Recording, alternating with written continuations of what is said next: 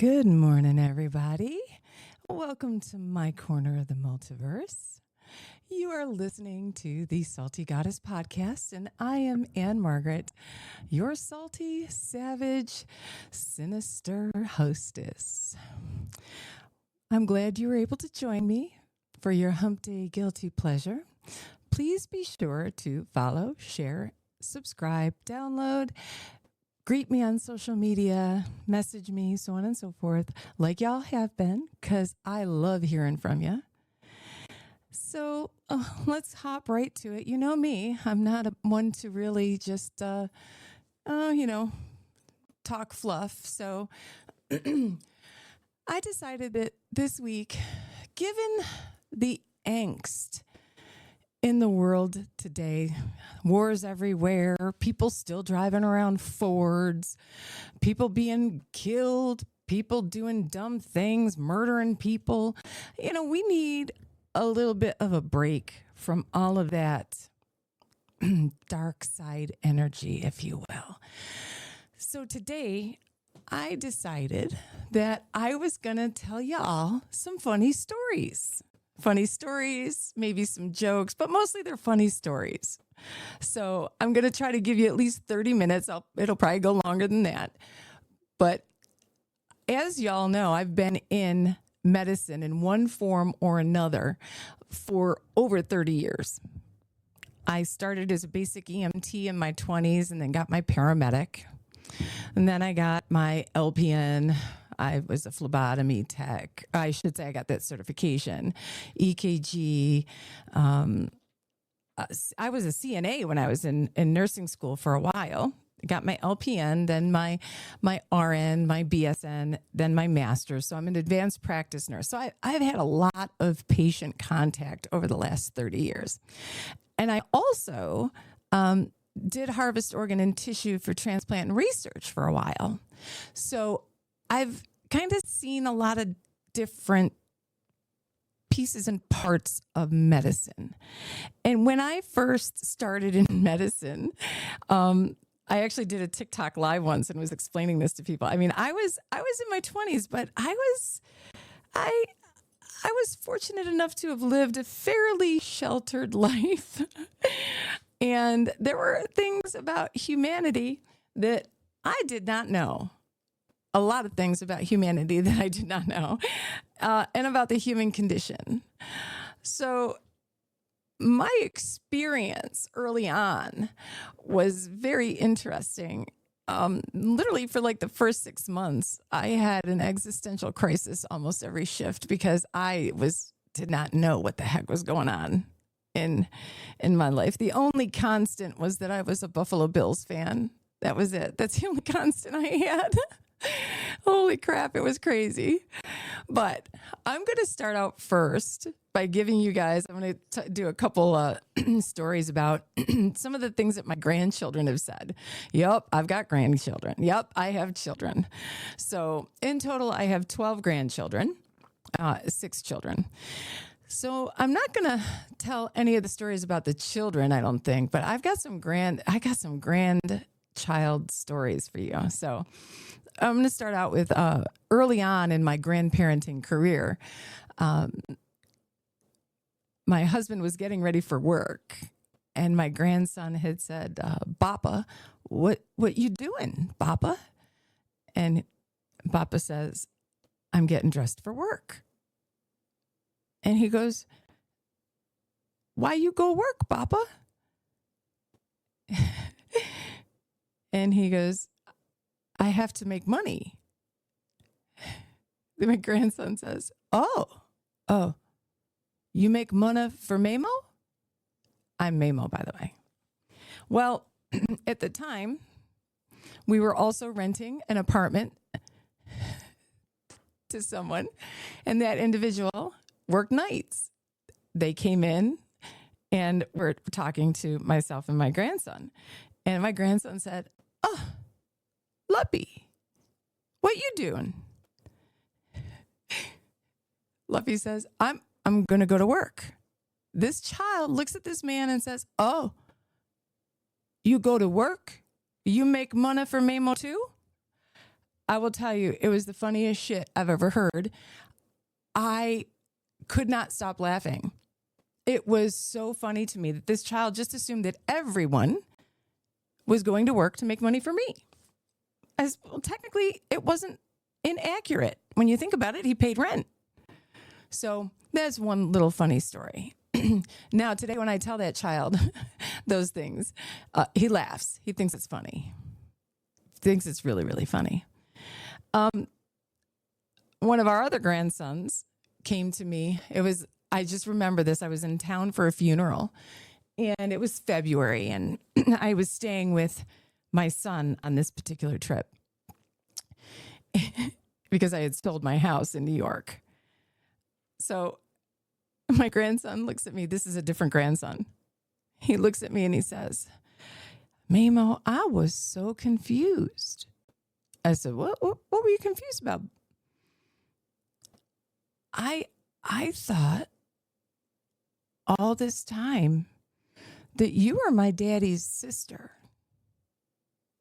Hold up. What? What? Why did you think that? And at the time, I was still coloring my hair and it was red. Now, when I was growing up, my hair was like a chestnut color. By the time I turned 16, my hair started going white. I wasn't ready to embrace the salt. So I started coloring my hair. So at the time, my hair was red. And he goes, well, I didn't know you were a grandma. Your hair's not white. And you have a lot of energy. And you dance on the coffee table. And I was like, shh, don't tell people that. That's our secret.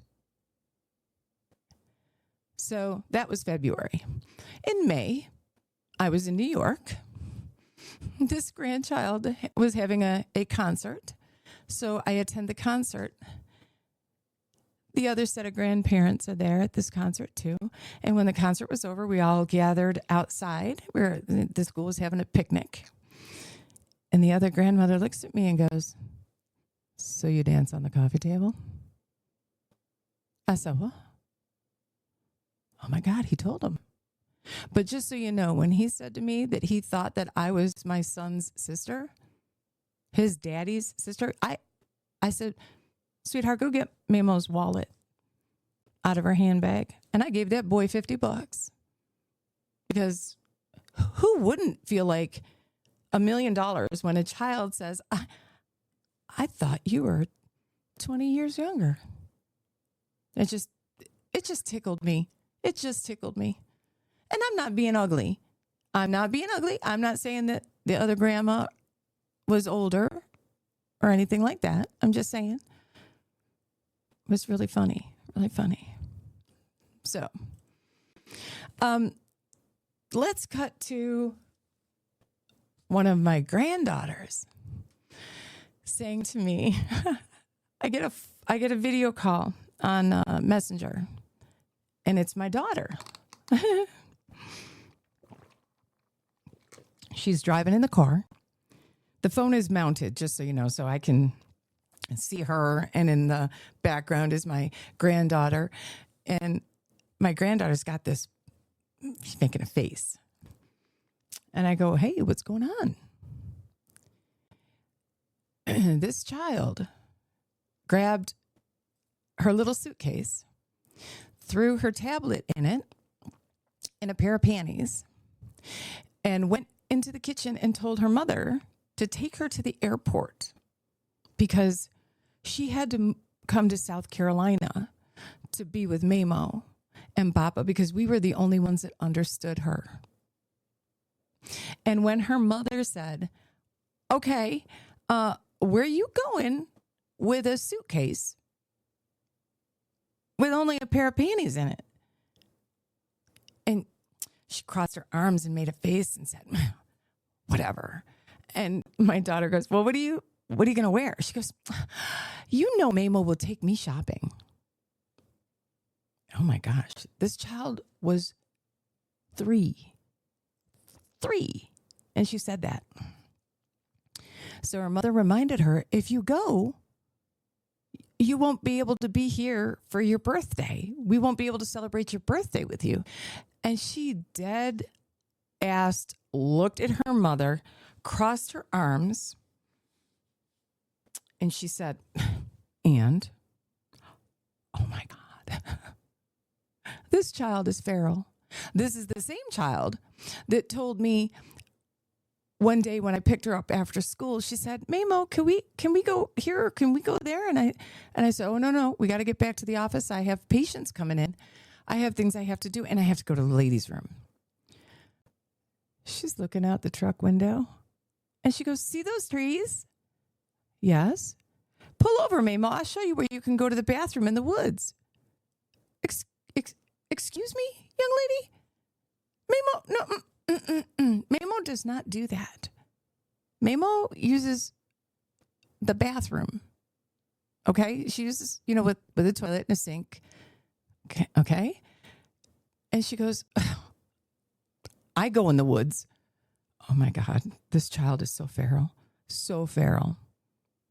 Now, it was like November-ish when she made the comments about take me to the airport so I can go to Mamo. It was in April. They had come down from New York, and the other set of grandparents came as well because they were going to be moving. My daughter, her man, her husband, and the kids were moving down here to South Carolina.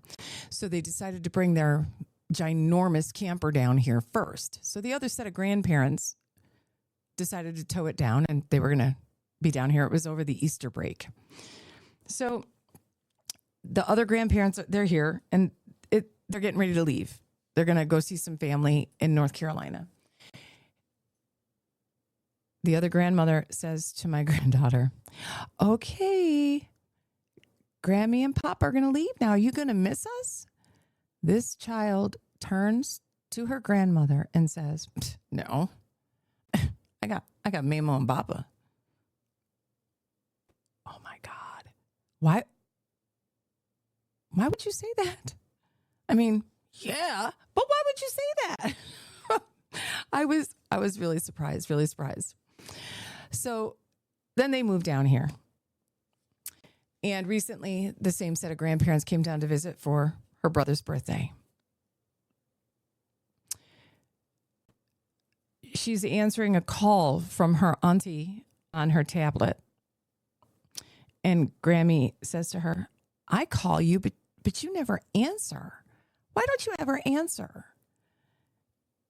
She looks at her, she goes, and she rolls her eyes. I thought for sure they were going to get stuck. And she goes, Mamo, Bapa, we're busy. And she goes, I don't have time for all that. Oh my God. Why is this child so feral? Why is she so feral?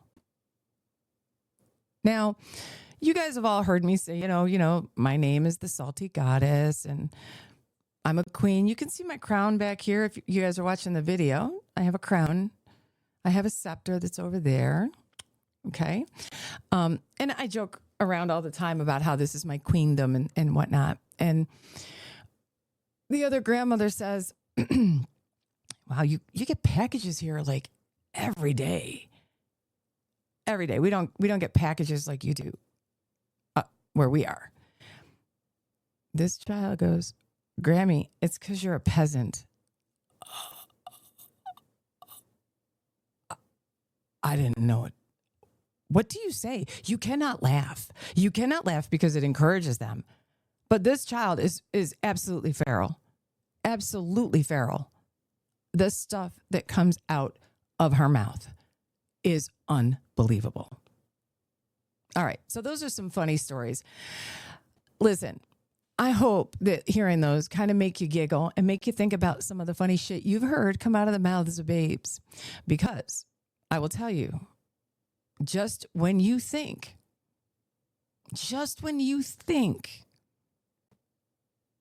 they're not going to say it, they will. I remember my son trying to tell the pediatrician once that I was going 90 on the way to the pediatrician's office. I was not. Speed limit was 35. I was going like maybe 45 or 50. I'm sure the statute of limitations has expired, so I'm okay to say that. And I looked at the pediatrician. I go, I was not going that fast. He goes, I know you weren't. And then my son says to the pediatrician, not only was she speeding, she said some swear words, and one I had never even heard before. Oh my God. Why did you tell them that? So I'm a firm believer that laughter is the best medicine. Okay. I try to make people laugh all the time. So I'm going to have my gallbladder out. I'm up at the hospital. This is in New York. And you know, when they first come in and the IV's already started and stuff, and you're just sitting there waiting, and a nurse comes in to make sure that you've signed your consent and you can verbalize what you're having done and so on and so forth. So I had to take all my jewelry off. I had earrings in. I probably had 7 rings on my fingers, bracelets, watch, necklace, all that stuff. So I'm taking all of it off and handing it. My son is with me. This is my youngest kid.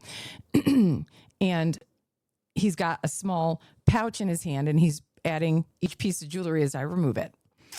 And when the pouch is full and the nurse is there, and he shakes it and he goes, so what ring goes to which one because you're going to end up dead anyway. So who gets what ring? I can't remember. And I said, well, it's on the list in the safe. Who gets what? He goes, okay, good. He picks up his phone. He's got some number on the screen, and he points the phone at me, and the nurse can see it. He goes, is this the number for the funeral home? So I know who to call to come get your body. And I looked and I go, yeah, that's the right funeral home. I said, and make sure they put my Christian Louboutins on, and I have an open casket, okay? And I want the copper colored gown that I bought. This nurse is like, eyes getting real big. She goes out. You can hear her because, when you're in pre-anesthesia or in the queue to go in for surgery. And she goes to the desk and she goes, oh my God, this woman thinks she's going to die. She's only having her gallbladder out. But her son's got the funeral home number on his phone, and they're talking about the will and what she's going to wear. And my son and I are in there laughing our asses off. Now, this was the year Princess Leia died, and then her mom died. And, I was sure because it was the last day they were doing surgery for the year. I'm like, this is going to be the year. I'm going to kick it. Watch. They took out some big names that year. I was like, I'm next. So she actually comes back in with a chaplain because she thought I needed some reassurance. I said, ma'am, we were just joking. Really? But thank you for worrying about my mental health. It's kind of funny. So, y'all, you got to laugh. And I always try to look at like the bright side of things. The other day, daughter and I were chatting and everything, and I can't remember. Oh, I had screwed up some stuff on my computer. And I said, oh, wow, it could be worse, right? And she goes, yeah, it could be worse. I go, yeah, I could still be wearing a 2XL, and it would be harder for you to lift me, onto the commode when I'm old. My daughter goes, I gotta go. I said, see, you can always find something to be happy about. Something. All right. So, all right, I got out of the mouths of babes. We're done with that one. Let's talk about some of the shit that patients have said, because I know that's what you were really waiting for. But I would be remiss to not discuss the grandchildren because I do love them so. And they are a huge part of my life. So, I got to tell you some of the funny stuff. And it's funny to me because mainly they were all, each one of those stories was one of my grandkids making me look like a champion. So, yeah, it's just the way it is, right? Got to have some of that self-affirming love. All right. So listen, when I was precepting to be a nurse practitioner, I'm in a rural part of South Carolina. And on this particular clinic day, My preceptor was wearing a mask. She and her family were getting ready to go on a trip. And this was still COVID era. So she says, oh, we have like a new patient coming in. I said, okay. So the woman comes in. She sees the preceptor, the owner of the business, wearing a mask. And she comes on up to the desk and she's like, do I have to wear a mask? No, ma'am, you don't.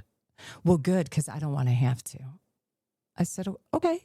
I said, she's wearing one because she's getting ready to leave on a cruise. She doesn't want to get sick before she goes.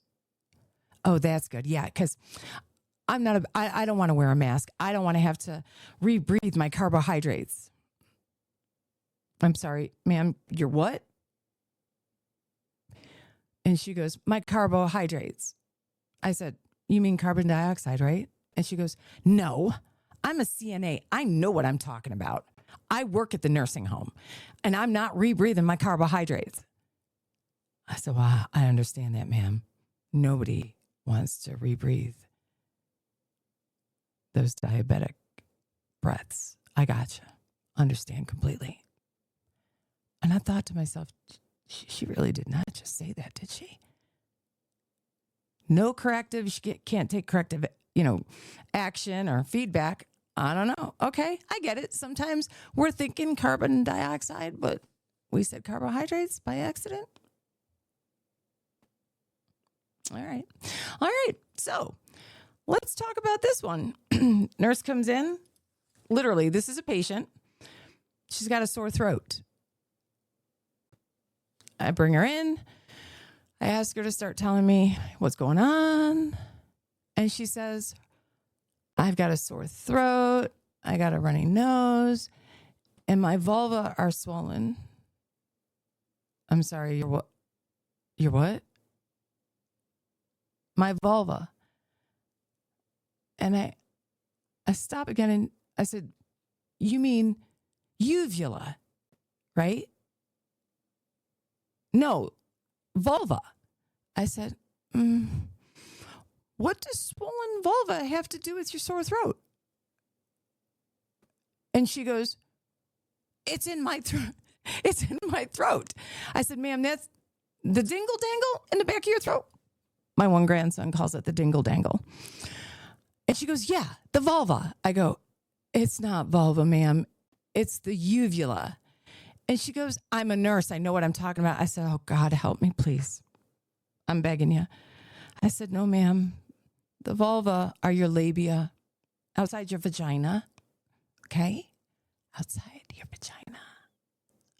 Wrong set of lips we're looking into here. Okay? She thought about it for a minute. She goes, oh. She'd been a nurse for 23 years.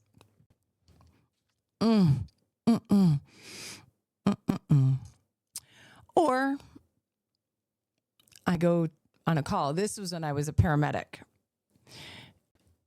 And for a diabetic not feeling well. I get in the house and checking this guy's sugar. And the glucometer won't even read it. It's so high. I said, well, what have you been eating and drinking? And the wife is swearing up and down that it's been only, what they told her to let him have. And he even gave up soda and everything. Okay, so what did he replace the soda with? Oh, yeah, he just drinks juice. Ma'am, you know that there's a lot of sugar in juice as well. Yeah, but it's the good sugar. When you're diabetic, sugar is sugar, friends. Okay, it doesn't matter if it's high fructose corn syrup, honey, or fruit juice. Sugar is sugar. All right. Now we're going to talk about some other stuff. We were talking about pregnancy and delivery and epidurals and things like that. And I had an advanced age woman say to me, They put a catheter in you, a urine catheter when you have an epidural? And I confirmed, yep, that's correct. And then the next question she asked was, well, they take that out before the baby's born, right? And I said, well, no. They actually want to keep that in so that the bladder remains empty, so that when you're trying to deliver, a full bladder doesn't impede the fetus's progress through the birth canal. And this woman thought for a moment and said to me, how does the baby's head get past the catheter? What? What do you mean? Well, how does the baby get past the catheter? Oh, all right. I'm going to need a crayon and some paper for sure. Where I then explained to a woman who was in her 70s, who had children, many children, by the way, that there's a urinary meatus, a vagina, and an anus in your pelvis. And that the urinary meatus is outside of the vaginal opening. So the baby does not come in contact with that. And then she asked me if I was sure about that. I'm sure. Let me draw you a picture and explain it. Cut to a few weeks later. I'm speaking to another woman who had 5 children, who asked me the exact same questions. And I thought to myself, why did I throw that drawing out? I should have saved it. I need another crayon and a piece of paper, please. Ladies and gentlemen, let this be a warning to you. Please make sure, if you have children, that you ensure that they are educated and understand their own bodies. Okay? Please. And if you don't have that knowledge yourself, please find someone who can get it to your children.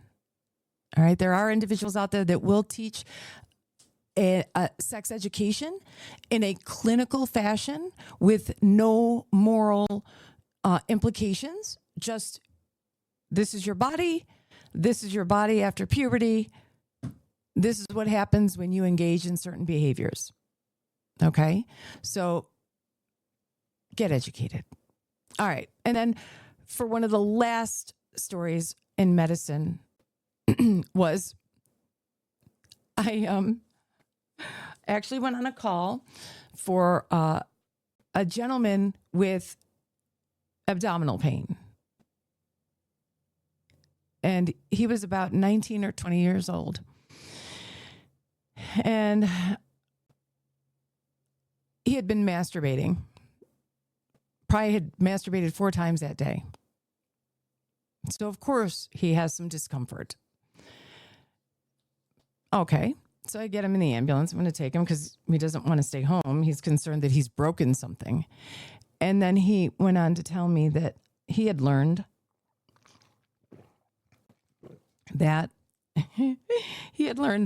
if you masturbate too much, you'll run out of sperm. I'm sorry, what? No, sir. If your testicles work, they will continue to produce sperm. Semen also, okay? But you can only produce so much of it in a day. You probably ran the tank dry, my friend, but you'll still have sperm tomorrow. Okay? Why do people tell these freaking stories? I've heard stories like, if I'm not kissing when we have sex, I can't get pregnant. If I'm on top, I can't get an STI or an STD. What? please stop with this misinformation. I mean, it makes for funny stories later on. It really and truly does. All right. Now, I'm also going to tell you, and this is a word of warning. Okay. Make sure you're getting your information from a credible source. Well, I hope that this was a nice break from my self-help, self-improvement, and healing kind of conversations that we usually have. I think our country and the world could stand to laugh a little bit more and have a little bit more fun instead of being so damn serious all the time. So, text me, email me, let me know if you've got some funny stories that you'd like to share. Maybe your story will be read aloud or talked about in the podcast. And if it is, and you give me your information, I'll send you a free coloring book from the Salty Goddess. So listen, subscribe, share, download. You know somebody needs to hear these stories. Somebody needs to hear all about the funny shit that, people say. Thanks for joining me in my corner of the multiverse this week. I hope your hump day is grand. Stay salty, stay savage, stay authentic. Follow, share, and subscribe, and we'll come back at you next week. This is the Salty Goddess Podcast. I'm Margaret Perry. Have a great one, friends.